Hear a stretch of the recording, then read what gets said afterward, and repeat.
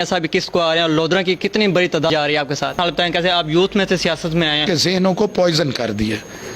वो लोग मियाँ नवाज शरीफ की साबका कारकर्दगी से नावाकिफ़ हैं। नाज़रीन, हम इस टाइम लोधरा के अंदर मौजूद हैं। हमारे साथ अब्दुर्रहमान कांजू साहब मौजूद हैं, 2 दफ़ा वज़ीर भी रह चुके हैं। इनसे पूछेंगे कि किस तरीके क्या मियाँ साहब आ रहे हैं या नहीं आ रहे, और लोधरा की आवाम क्या मियाँ साहब को लेने जा रही है नहीं लेने जा रही। सर पहले तो बहुत शुक्रिया, आपने कीमती वक्त में हमें टाइम दिया है।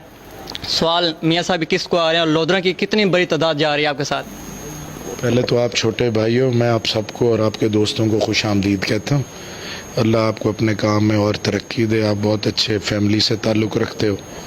उसके बाद गुजारिश ये है कि जी इस टाइम मौजूदा मुल्क की जो हालात हैं, इसमें तमाम तर मामलात जो हैं वो मैं समझता हूँ कि इस टाइम पूरी कौम की निगाह मियाँ नवाज शरीफ की आमद पर है। क्योंकि जब भी पाकिस्तान को नाकाबिल तस्खीर बनाना था तो मियाँ नवाज शरीफ ने एटमी धमाके किए। जब इस मुल्क में 20,000 मेगावाट बिजली शॉर्ट थी और 20-20 घंटे लाइट नहीं आती थी, मियाँ नवाज शरीफ था। जब कराची में अमन नहीं था तो मियाँ नवाज शरीफ और अफवाज ने ये मसला हल किया। रोज़ धमाके हो रहे थे, मियाँ नवाज शरीफ और ज़रबुल अज़ब उस वक्त शुरू की गई, उसके तहत धमाके खुदकुश हमारी मस्जिदों में, इमाम बारगाहों में, चर्चेज़ में हमारे मुख्तलिफ़ कम्युनिटीज़ पे अटैक किए जाते थे, वो सारे बंद हो गए। आज हमें एक महंगाई का जिन है जो कि बेकाबू है, जिसकी वजह से हर हाउस होल्ड ख़ुसूसन मिडिल क्लास लोग जो हैं वो बेचारे बहुत ज़्यादा परेशान हैं, और हम ख़ुद भी महंगाई की वजह से परेशान हैं। मौजूदा वक्त में अगर कोई उम्मीद की किरण नज़र आती है तो वो मियाँ नवाज शरीफ है।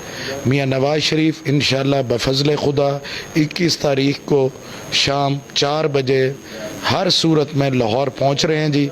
इसमें कोई अबहम नहीं है।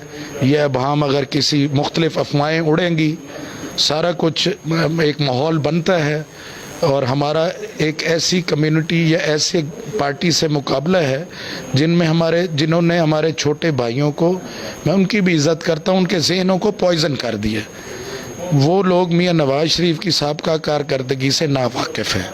इंशाअल्लाह मेरा अल्लाह करम करेगा, नवाज शरीफ आएगा, इस कौम को इस महंगाई, इस लाकानूनियत के अफरेब से निकालेगा, अपने तजर्बे की बुनियाद पे, अपने बैरूनी दुनिया में ताल्लुकात की बुनियाद पे। क्योंकि इस मुल्क में सिर्फ 2 चीज़ों से अब मसले हल हो सकते हैं।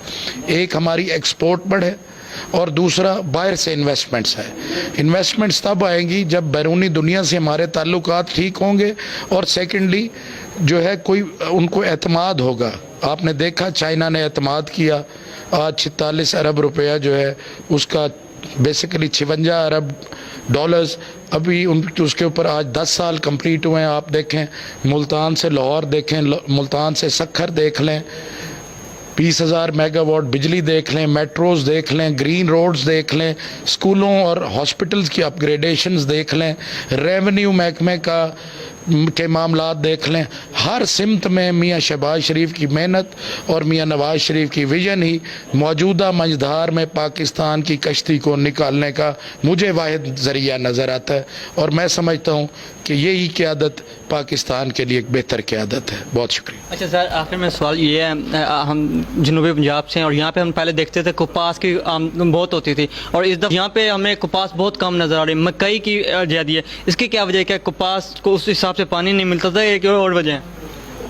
कपास पिछले साल हुई हमारे जो है, आज से कपास की, एक तो मैं एज अ काश्तकार आपको बताना चाहूँगा कि उसकी काश्त में ख़र्चा ज़्यादा होता है, रिस्क बहुत ज़्यादा था।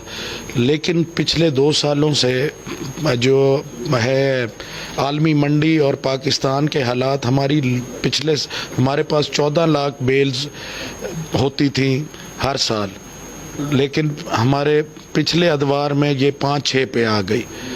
मैं इस साल जिस तरह से आप आए हैं, मैं भी कल वर्ल्ड कॉटन डे पे गया था मुल्तान में, तो मैं भी रास्ते में यही चीज़ ऑब्ज़र्व कर रहा था। इंशाअल्लाह ये 6 से बढ़ के 10 लाख होगी, इसमें कोई शक नहीं है। गन्ने और उसने जो है मकई ने कपास को रिप्लेस किया है, लेकिन मौजूदा प्राइसेस, आलमी मंडी की प्राइसेस और पाकिस्तान में मैं ये समझता हूँ कि किसान को फ़र्ज समझकर कपास काश्त करनी पड़ेगी। ये हमारे GDP में इजाफ़ा करेगा, हमारी ग्रोथ होगी, हमारी एक्सपोर्ट्स बढ़ेंगी, मरहम पट्टी से लेकर गारमेंट्स तक। ये जो है ہر چیز میں استعمال ہوتا ہے، اور پاکستان کا جو نیچرل سٹیپل ہے اس کے دنیا میں معترف ہیں لوگ. تو انشاءاللہ کپاس کی کاشت اب بڑھے گی، اور حکومت کو اس میں ریسرچ میں انویسٹمنٹس کرنی چاہیے تاکہ ہم ایسے بیج بنائیں جن سے اوسط زیادہ ہو. یہ پانی کم خرچ سے ہونے والی فصل ہے مکئی اور گنے کے مطابق، اس لیے آج پانی کا ایشو ہے دنیا میں، وہ ایشو بھی ہم اس کی سمارٹلی پانی کے استعمال سے کپاس میں ہم اس کو، چاہے وہ ڈرپ اریگیشن ہو یا مزید سائنٹیفک اس کے جو ہوں، اس سے جو ہے وہ انشاءاللہ حل ہوگا. ایک تو مجھے سر یہ بتائیں یوتھ کے لیے کیا میسیج ہوگا، اور جیسے ہماری یوتھ ہے وہ کامیابی کے لیے دوسرے راستے دیکھتی ہے، ان کو ایک آسان حل بتائیں کیسے آپ یوتھ میں سے سیاست میں آئے ہیں. اور دوسرا NA 160 اور جو اب نیا حلقہ بندی ہوئی ہے اس لوگوں کے عوام کو کیا میسیج ہوگا اس مہنگائی کے دور میں؟ گزارش یہ ہے کہ نوجوانوں کے لیے میرا صرف ایک ہی پیغام ہے کہ امید کبھی نہیں چھوڑنی، مایوس کبھی نہیں ہونا. یہ میرے اللہ کا وعدہ ہے، جو مایوس نہیں ہوتا، جو امید نہیں چھوڑتا، میرا اللہ کسی نہ ہر چیز کا ایک ٹائم مقرر ہے. محنت کا کوئی نعم البدل نہیں ہے. شارٹ کٹ جو ہے وہ کسی کو نصیب ہوتا ہے، شارٹ کٹ کی تلاش میں رہنے والا کبھی بھی منزل پہ نہیں پہنچتا ہے. موجودہ اس حالات میں میں یہ سمجھتا ہوں کہ مہنگائی کے اس دور میں ہر بندہ پریشان ہے. گو کہ دیہاتوں میں اجناس، مطلب ہمارا حساب کتاب برابر ہو گیا کہ ہماری قیمتیں بڑھی ہیں